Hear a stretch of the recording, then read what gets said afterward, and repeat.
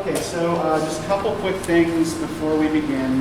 So your second response paper is due tonight, right? So I want to make sure, did we go over proper citation last time? So we did go over the proper author's like last name and then page number. Yeah, okay. And I do want everybody to note too, when you're doing the works cited page, what I want you to cite is the individual essay, right? Not just the anthology. So here's what your works cited page should look like, right?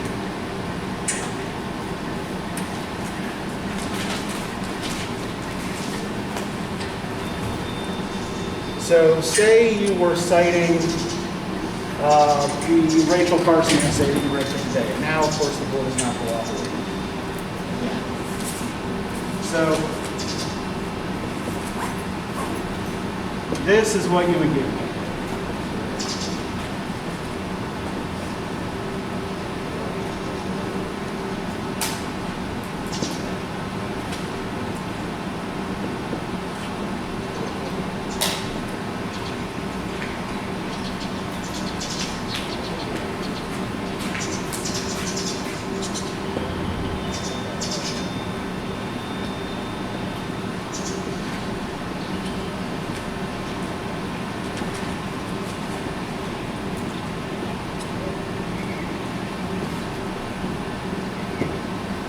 And what page is it on? Pages. Okay, so you give me the author name, last name first, right? The name of the specific piece you're quoting from in quotation marks. The title of the book, underlined or italicized. The edition number, if relevant, the name of the editor, the publisher, and then the page numbers, right? So that's how to properly cite an essay in an anthology, or a short, basically how to cite anything in an anthology, right? Whether it's a collection of essays like this, or when you have to, when you take the 2000 level lit course and you have to get an anthology for that, right? Anything you cite from those will also cite this way. Does anybody have any questions about this? Yeah, Carmen.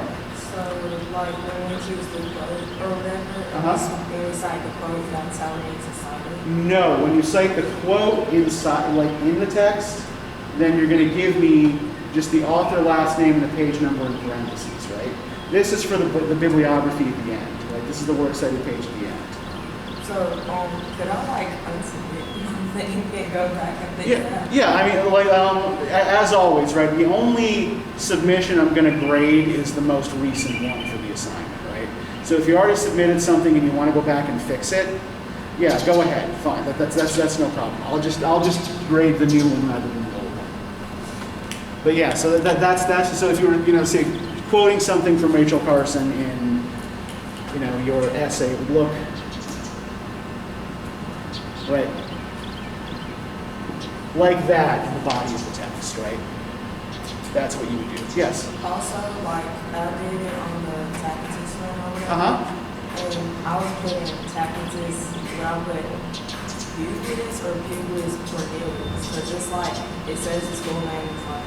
Yeah, for authors that we know primarily by one name, like Tacitus, or Voltaire, or Moby, or Cher, or whatever, right?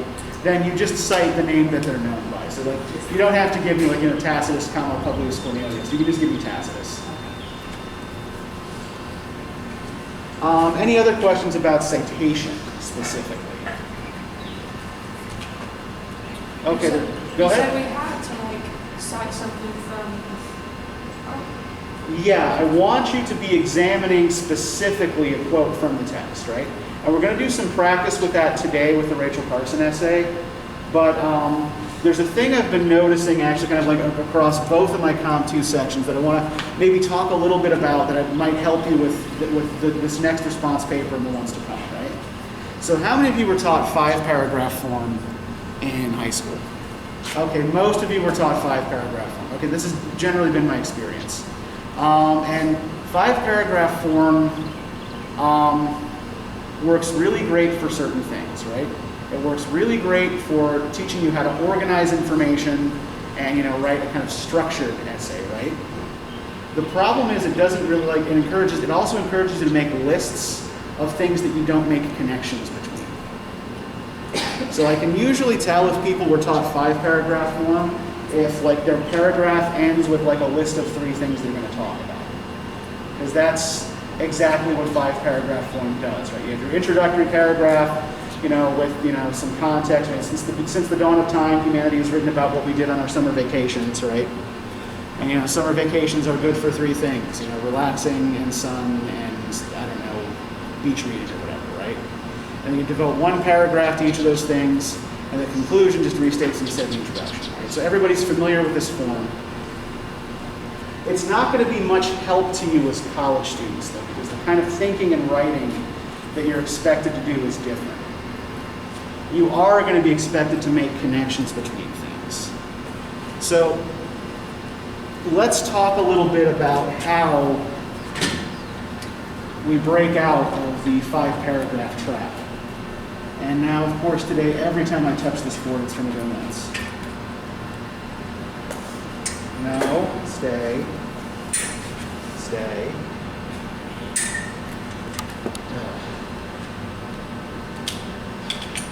It's like trying to get my dog to do something while I'm holding a piece of cheese.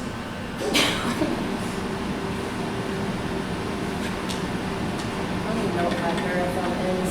What's that? I don't even know what 5-paragraph form is. You've But I probably... was homeschooled, so. So your experience might be a little bit different, but I imagine that even if they call it something different, this is so standard in K through 12 that it's probably in whatever homeschool materials your parents used, or your homeschool group or whatever. So the first thing I want you to do when you are writing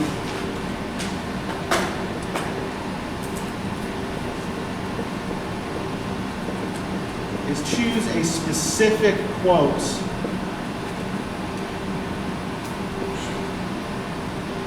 to break down, right? So a lot of you are starting your reflection papers with the contextual stuff, right? You start with the history, with the social context and that sort of thing, and that's all good stuff, right? That's all important. But I think that it's distracting you from the task in the reflection paper. So I'm not saying you shouldn't put that stuff in there, but that you shouldn't put it in first, right? Now, when we write a formal paper, we usually start with that sort of thing, right? But remember that the purpose of these papers is to help you generate an idea. So it actually would help if you break down the language first, right?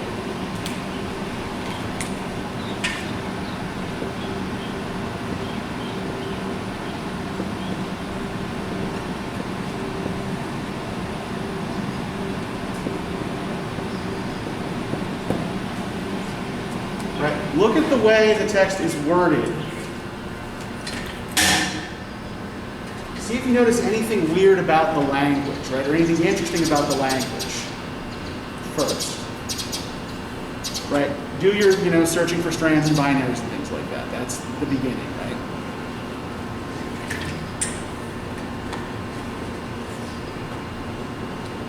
Then, kind of after you've done your kind of pre-writing thinking, you found, what you think is a good or interesting strand or binary, right? Select one main idea on which to focus, right? The temptation that the 5-paragraph form leads us into is to pick, say, 3 strands or binaries that we want to focus on. When in fact, we should really only be focusing on one. Right? And I've noticed a lot of you are doing this. Right? It's like, okay, here are these 3 things that I noticed. Now the other thing to do, if you find that you've picked these particular 3 things out, another thing you might do is look for a connecting logic between them.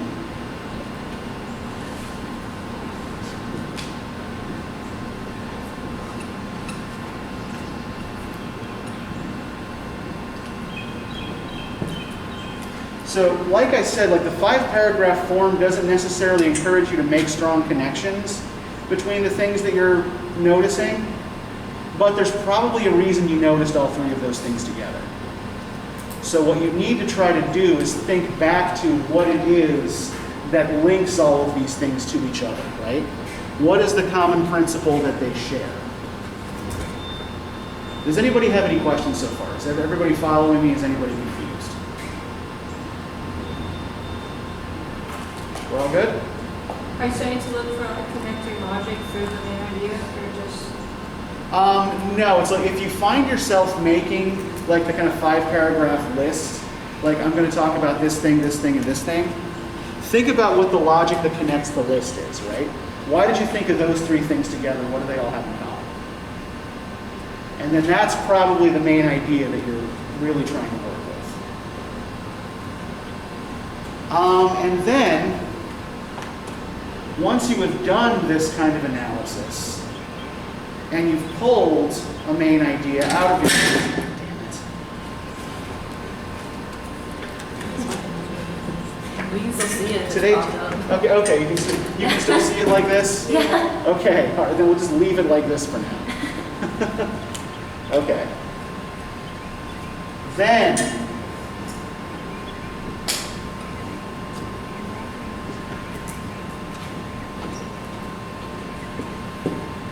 apply your context, right? And see if that affects your reading of this general idea that you pulled out, right? How does the idea fit the social or historical or cultural context that you're talking about? And the end result of all of this should be to help you generate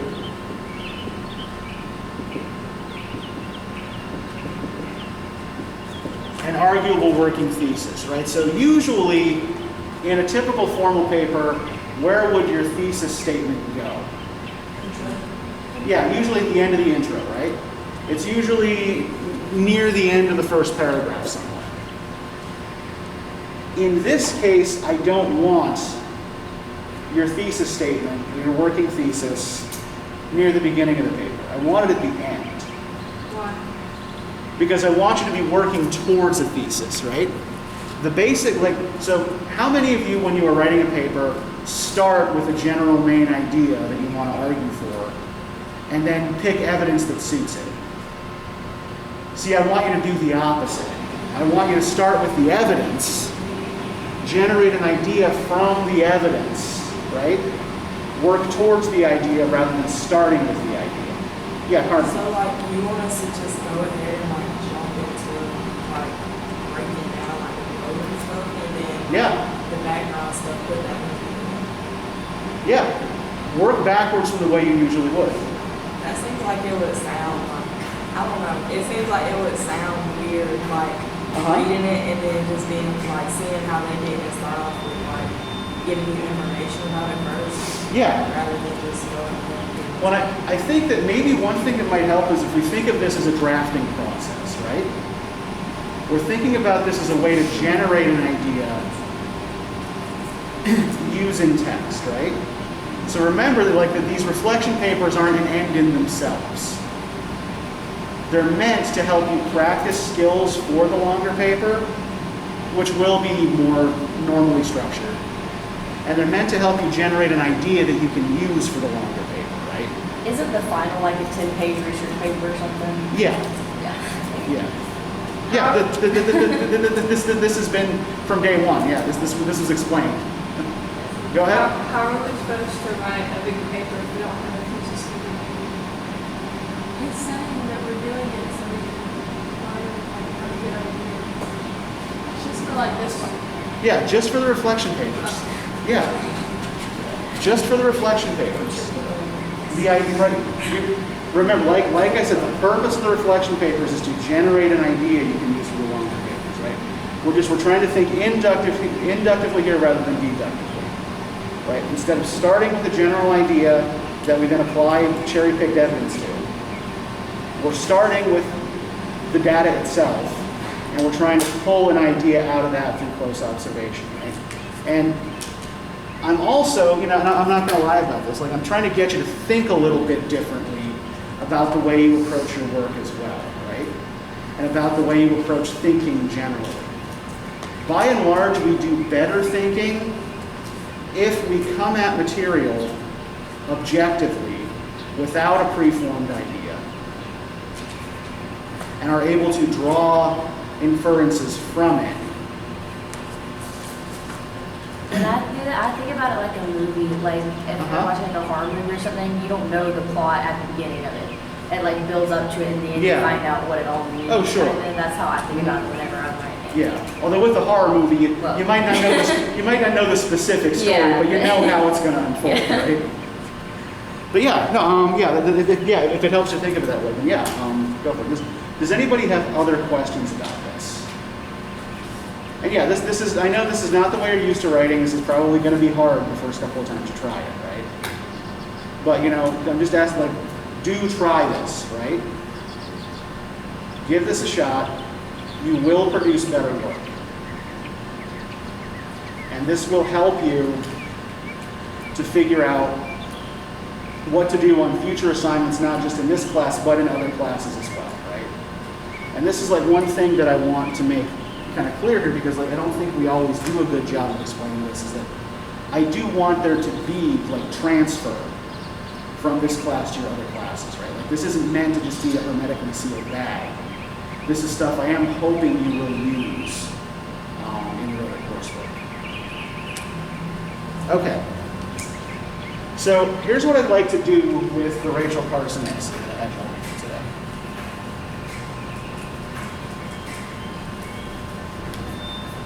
We're going to try something a little bit different.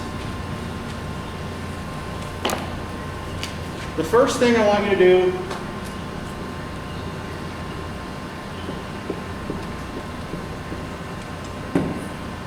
is choose a partner. So there are 5 of us, so there's going to be one group of 3, or if some, this doesn't work if somebody works alone, so you could be one group of 3, right? Y'all can handle this yourselves, right? You're all adults, I think. Go ahead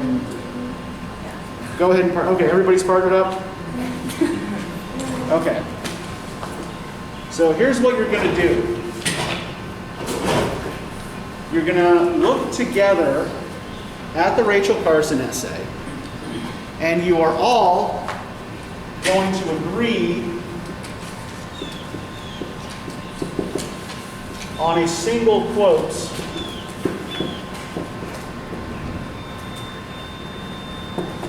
that you want to analyze.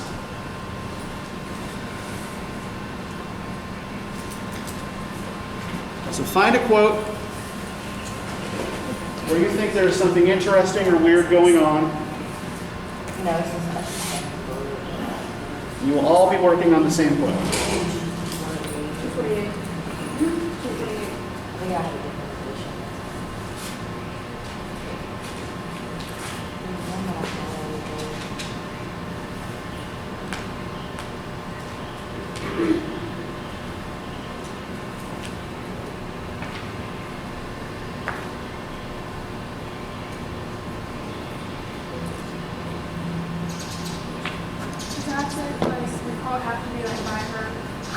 It cannot be from the editor's introduction. It has to be, from the part that she actually wrote. Yep.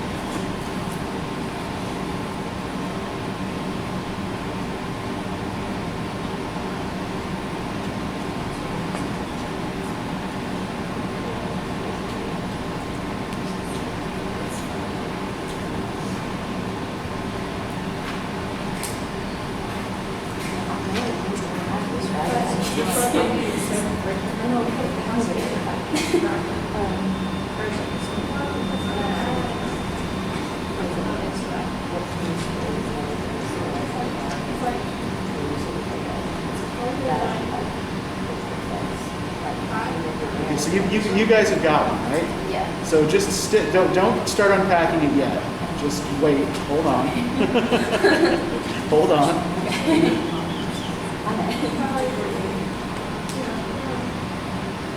To me, like, check this over. We're talking about, like, she's quoting that. Like, can we, like, use there? If she's just quoting someone else, don't use that.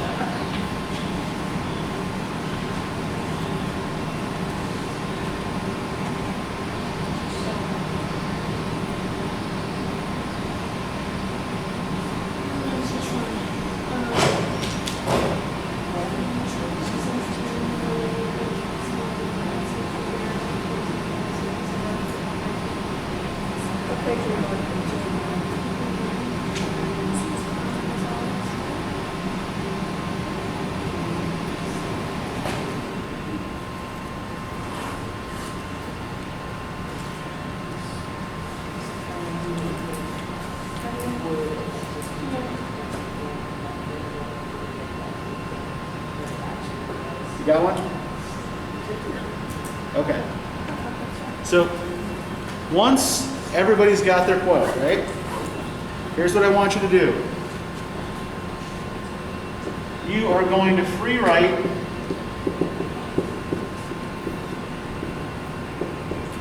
alone and quietly for 12 minutes trying to unpack that quote, right? So you're going to be looking for, all the same kinds of things we're usually looking for, right? Connotations of specific words, strands, binaries, all of the usual stuff. And you can go ahead and begin now.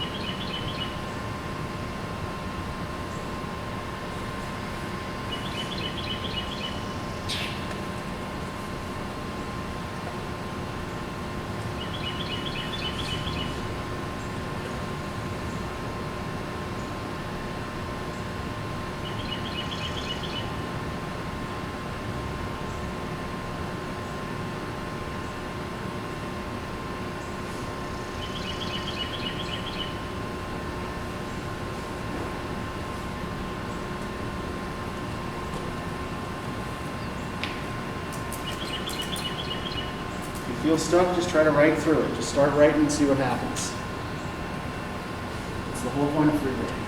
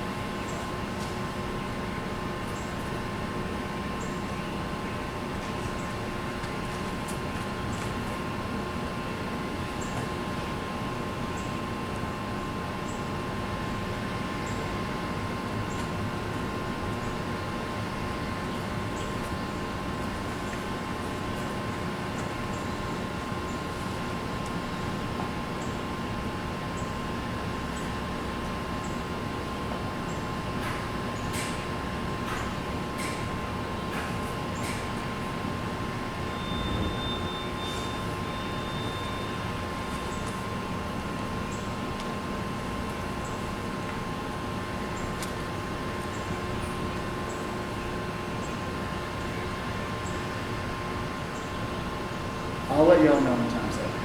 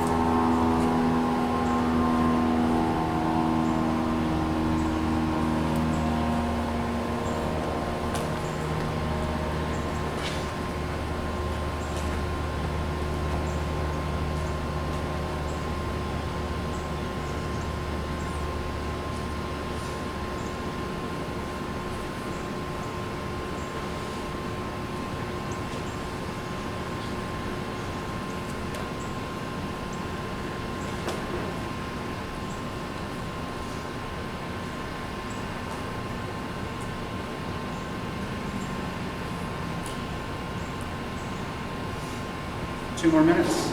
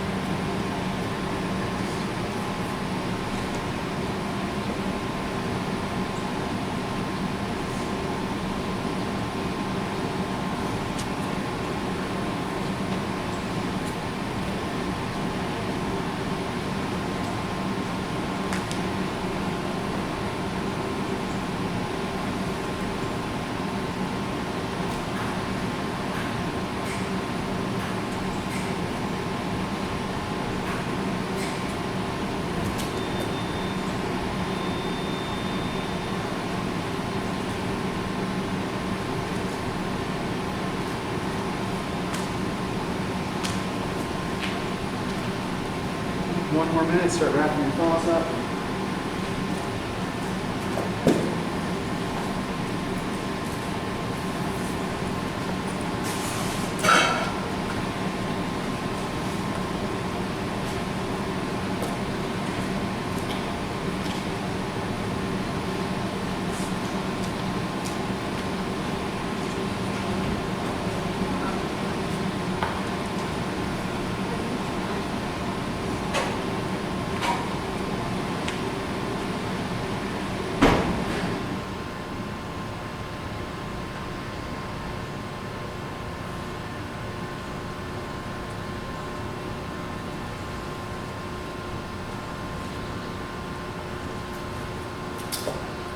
Good, everybody done? All right, so what I want you to do now is compare notes, right? Compare your free writes and talk about what you all found in the quotes that you were analyzing, okay?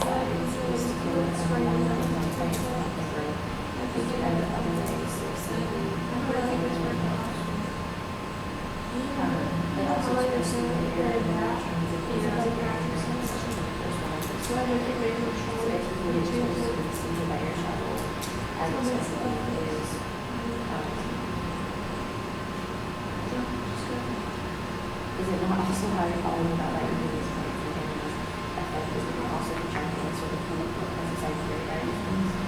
According to Barton, yes, very possible in that activity, which is the reason why this is a sexual effectively like.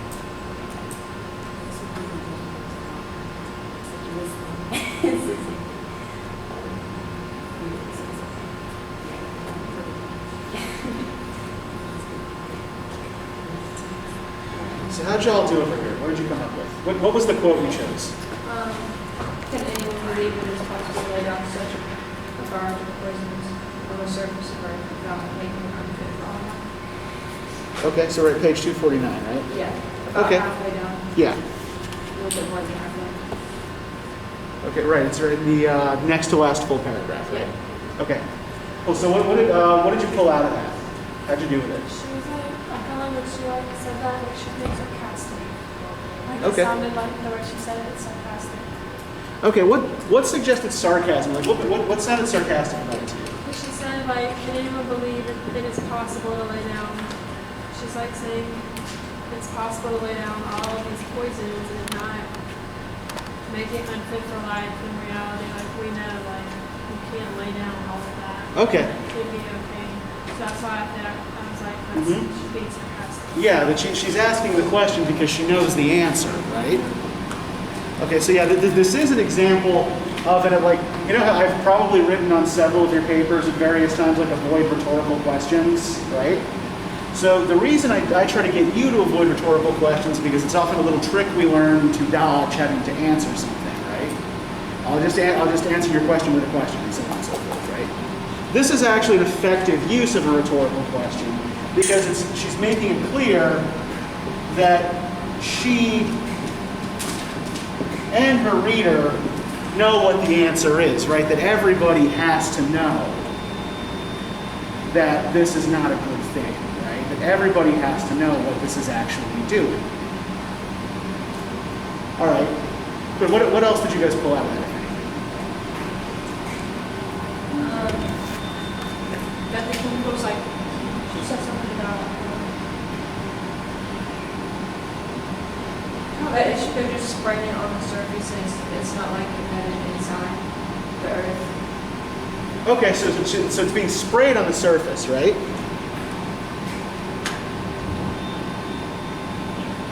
Can we connect this to things that she says like other places in the essay? Now, so the stuff is being sprayed on the surface. She says that like if you spray on the surface, it can like get spread to like underground streams and stuff like that by 60 Yeah, exactly, right? So yeah, we spray it on the surface, but it diffuses downward, right? So maybe we only see the immediate effects, right? Okay, it kills all those bugs, great. But the other things that it's doing are down below the surface and invisible, right? Okay, good. What about the use in this quote of the word barrage? I don't even know what that is. Does anybody know what an artillery barrage is? Okay, so essentially a barrage is when you take like a bunch of cannons and you're firing them all at once in the direction of your enemy, right? So, is there anything weird about using a word like, so what two things then does the word barrage suggest, given the definition we just given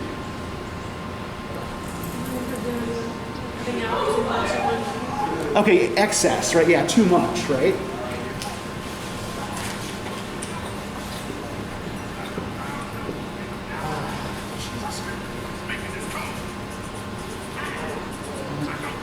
Go away. Sorry about that. Okay, so it suggests excess, right? And was there anything weird about the fact that this is also like a military term? Do we notice other kinds of language like that she uses in the piece?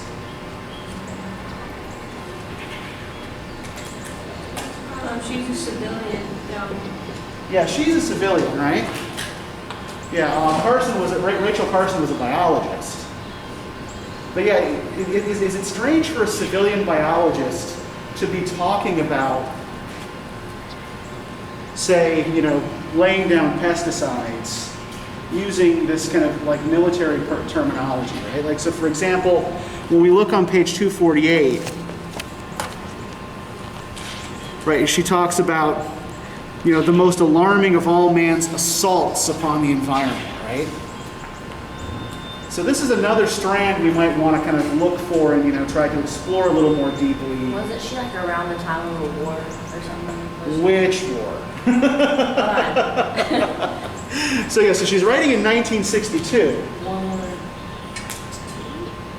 So World War II was 1939 to 1945. Korean War is in the 50s, I don't recall exactly when. Our involvement in Vietnam is ramping up in 1962. But the Korean War and the Vietnam War are actually both just kind of like smaller parts of a larger global conflict. Does anybody know what the status of relationships was between, say, the United States and what used to be the Soviet Union in the mid-20th century? What's that? Was it not good? It was not. Have any of you ever heard the term Cold War before? Yes. Okay, good, good. We're getting somewhere. Okay, so what was the Cold War? Yeah, there was a lot of anxiety about nukes in particular, right? So the United States and the Soviet Union were never openly at war with each other, but fought a bunch of smaller proxy wars in various parts of the world to try to contain each other's influence, right, and keep the other's influence from spreading. And one other thing that they did to try to keep each other contained was the threat of mutually assured destruction.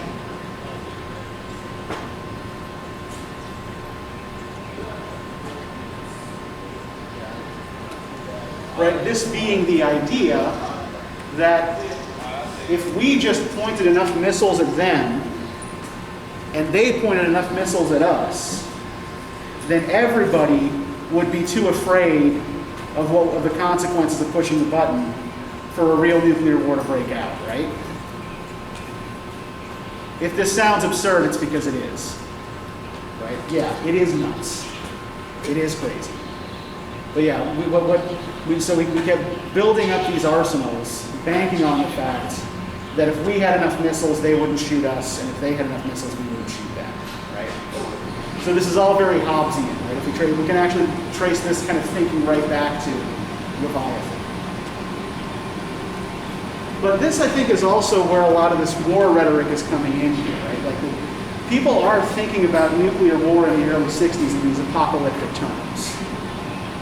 And I think Carson is bringing that in to thinking about environmental issues as well. So, okay, so we're all worried about radiation, we're all worried about nukes, but we should also be worried about this, and for similar reasons. So what about you guys? What quote did y'all choose, and what'd you do with it?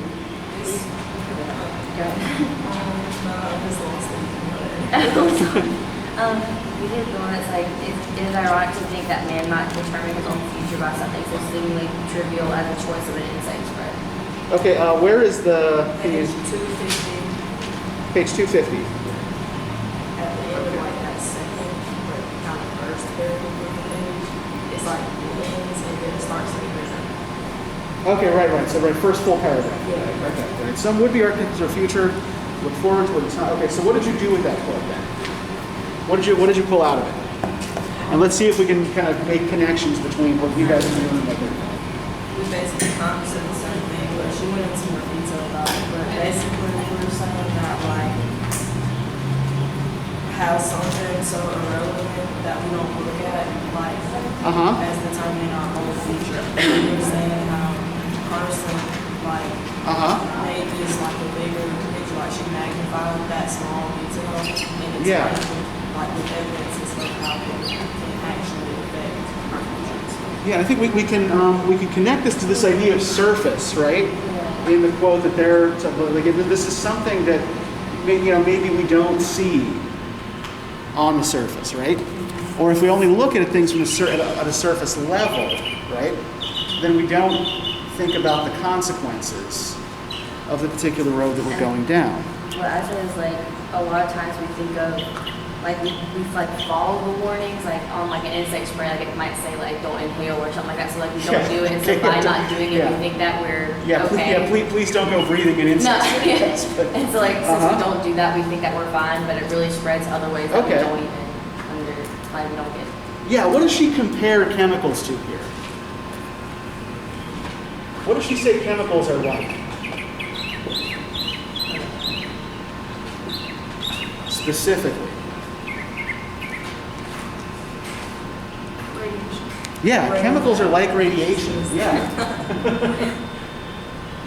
So that's kind of like about the war, like you said. Yeah, so it's sort of playing on those nuclear fears, right? But also, what do we know? Playing on the nature of radiation, right? And this idea of surfaces again. Can we see radiation? You cannot, right? You can measure it with certain specific tools, but there's radiation around us all the time, right? It's just invisible. Now, there is, naturally occurring radiation all around the environment, right? Rocks give off radiation. I mean, we're standing, in a brick building, right? Bricks give off radiation, but, very low levels, certainly not enough to do you any real harm, right? But when you amp up the naturally occurring level of radiation or the naturally occurring level of chemicals in an environment, then what is she saying you get?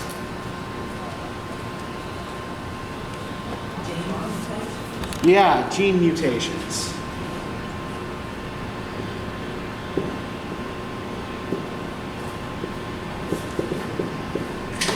And she's talking specifically about pesticides, but this is also dealing with other issues in science in the mid-20th century, right? So there were certain popular medical treatments that weren't really properly vetted before they were rolled out to the public, and were commonly used for things that they didn't really need to be commonly used for, right? So for example, a lot of baby boomers, certainly by no means most, the baby boomers had plenty of children, but a lot of them ended up with reproductive troubles because they were x-rayed too frequently as kids. I mean, like if you went to the shoe store and they were fitting you for shoes, the salesman might bring out an x-ray machine and, no lead shielding or anything. They'd just zap you with the x-ray. There was also a popular drug that came out in the 50s called thalidomide. Now, thalidomide is still available, it is still used. It is used today for HIV patients who are carrying a very high viral load, or for certain patients who are suffering from certain cancers. And for such people, it is a life-saving drug. But in the 50s, it was used primarily to treat, the kind of everyday difficulties of pregnancy, morning sickness, and things like that. So, a lot of pregnant women who were taking thalidomide, unknowingly, absorbed the drug into their bloodstream. They ended up with fetal abnormalities, right? Malformed limbs, often stillborn children.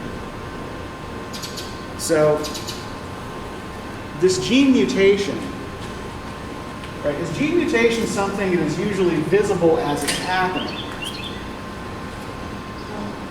Yeah. If your genes mutate, right, odds are you're not going to notice. It's probably not going to affect you, at least not directly. But where is it going to be noticed? What's that? No, go ahead. I said like in your children. Exactly, yeah. It's going to be noticed in the next generations, right? And so this connects to another bigger theme that Carson is talking about here, this issue of time.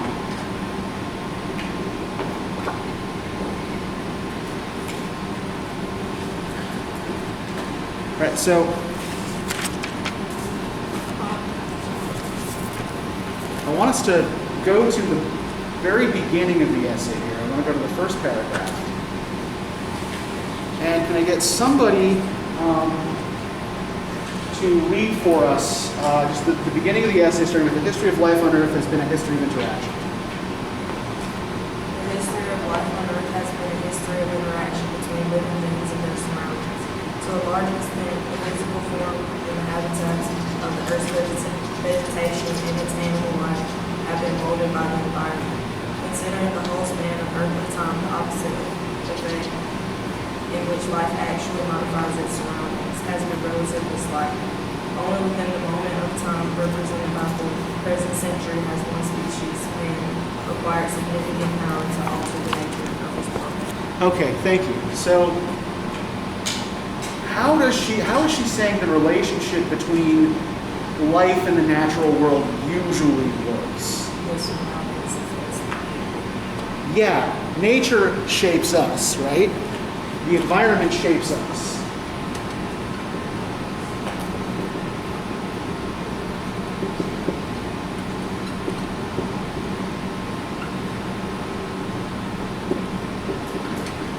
But what's changed in the present century?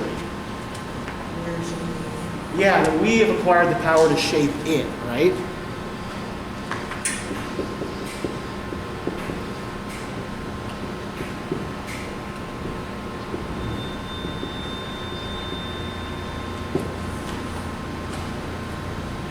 And here's how this kind of relates to the idea of time. How does natural time work?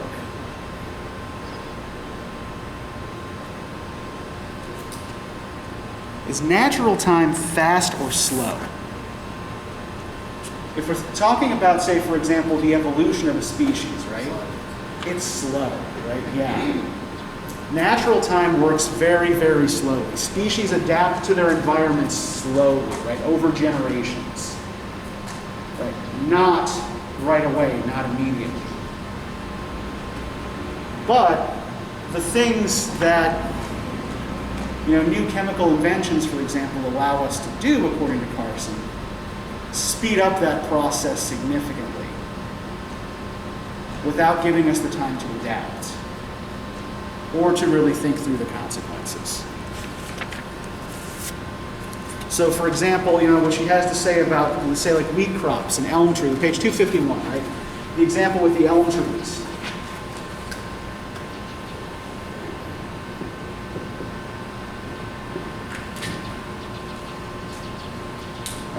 A generation or more ago, the towns of large areas of the United States lined their streets with the noble elm tree. Now the beauty they hopefully created is threatened with complete destruction as disease sweeps through the elms, carried by a beetle that would have only a limited chance to build up large populations and to spread from tree to tree if elms were only occasional trees in a richly diversified planting. So there are two things I want to pull out of this. First off, what's the problem here? What's gone wrong? What did we do? What did human beings do that caused the problem? Pardon? Elm trees. Yeah, and is the problem that we planted trees? What's the problem?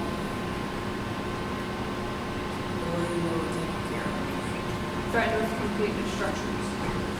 A disease spread through the elms. Through the elms, right? So think this through it. So we plant elms everywhere, right? If we plant the same kind of thing all over the place, what is that then like if there are pests or diseases that specifically feed on elm trees, right? They're going to be everywhere. What's that? They're going to be everywhere if we plant them everywhere. Exactly.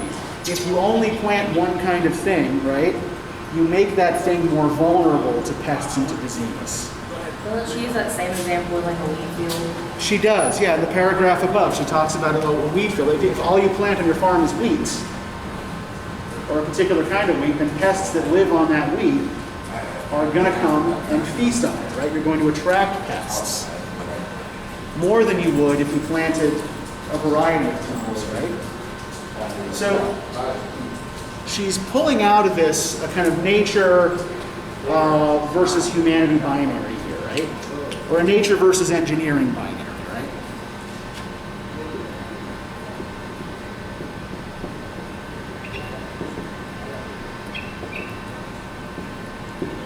And what does nature seem to like?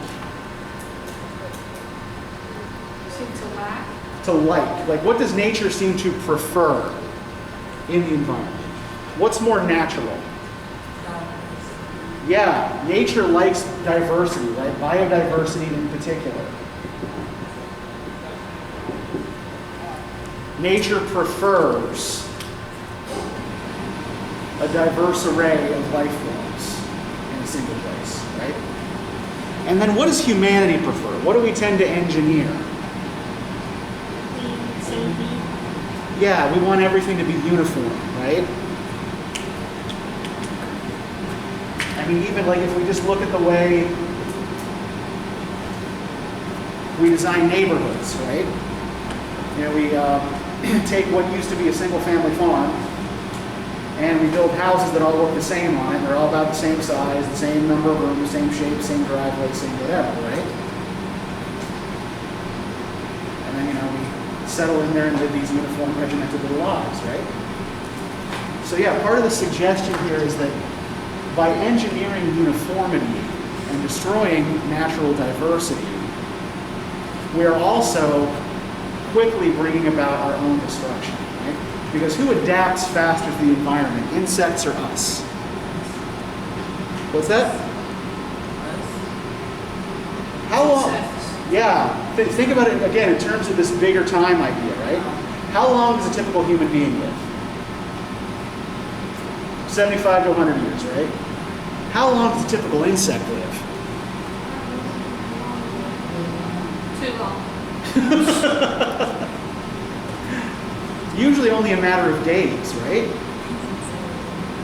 So insect time is very different from human time because they will have many, many more generations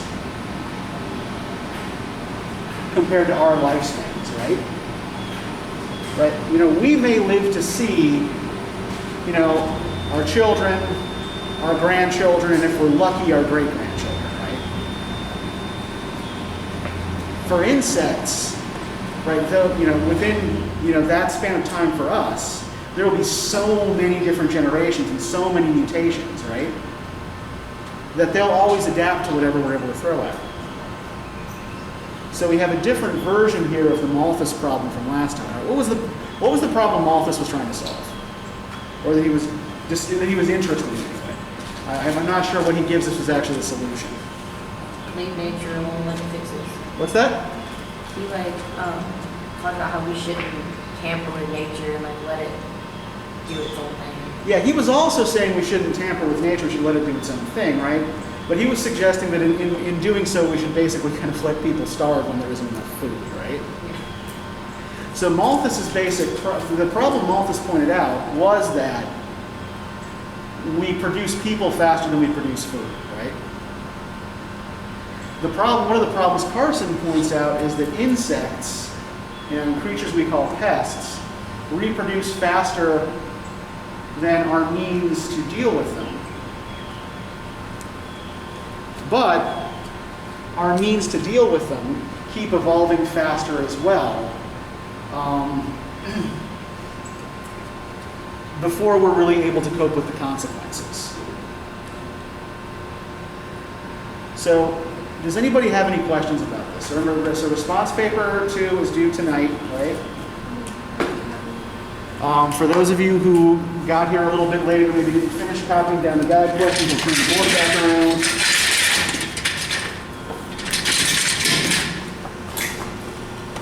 And yeah, otherwise we'll see you Monday. Have a good weekend.